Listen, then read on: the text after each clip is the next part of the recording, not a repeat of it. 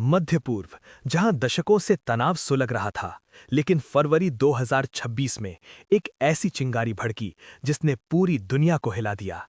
क्या ये युद्ध अचानक शुरू हुआ या इसकी पटकथा पहले ही लिखी जा चुकी थी? ऑपरेशन एपिक फ्यूरी, फरवरी 2026। दुनिया की निगाहें एकाएक मध्य पूर्व की ओर मुड़ गईं। यूनाइटेड स्टेट्स और इजराइल ने मिलकर ईरान पर एक बड़ा सैन्य अभियान शुरू किया। इस ऑपरेशन का नाम रखा गया एपिक फ्यूरी। रिपोर्ट्स के मुताबिक इन हमलों में ईरान के supreme leader ayatollah Ali Khamenei सहित कई शीर्ष सैन्य और राजनीतिक नेताओं के मारे जाने की खबर सामने आई। ये सिर्फ एक हमला नहीं था, ये शक्ति प्रदर्शन था। अमेरिका और इजराइल ने ईरान के सैन्य ठिकानों, मिसाइल डिपो, कमांड सेंटर और एडवांस्ड मिसाइल सिस्टम को निशाना बनाया। आसमान में धमाके गूंजे और जमीन पर सत्ता की नींव हिल गई। ईरान का जवाब। लेकिन कहानी यहीं खत्म नहीं हुई। हमले के कुछ घंटों बाद ईरान ने जवाबी कार्रवाई शुरू कर दी।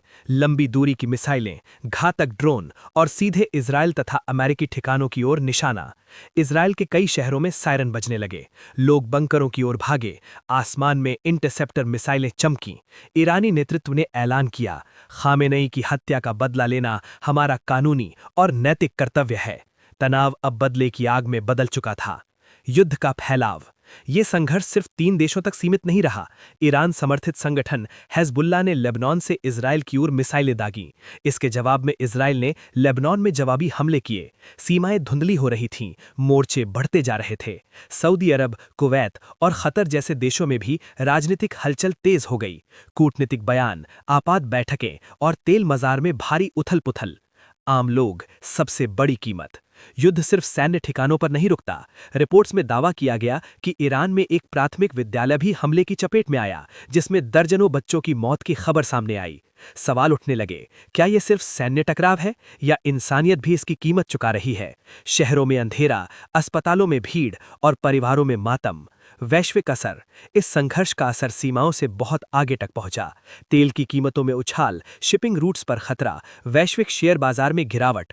दुनिया की महाशक्तियां बयान दे रही थीं, कोई समर्थन में, कोई विरोध में और कुछ शांति की अपील कर रहे थे। लेकिन जमीन पर गोलियों और मिसाइलों की आवाज ज्यादा तेज थी। संक्षेप में, लेकिन सवाल अभी भी बाकी हैं। ये युद्ध तब शुरू हुआ जब अमेरिका और इजराइल ने मिलकर ईरान पर बड़े हमले किए। ईरान के शीर्ष नेता की हत्या ने स्थिति को और विस्फोटक बना दिया।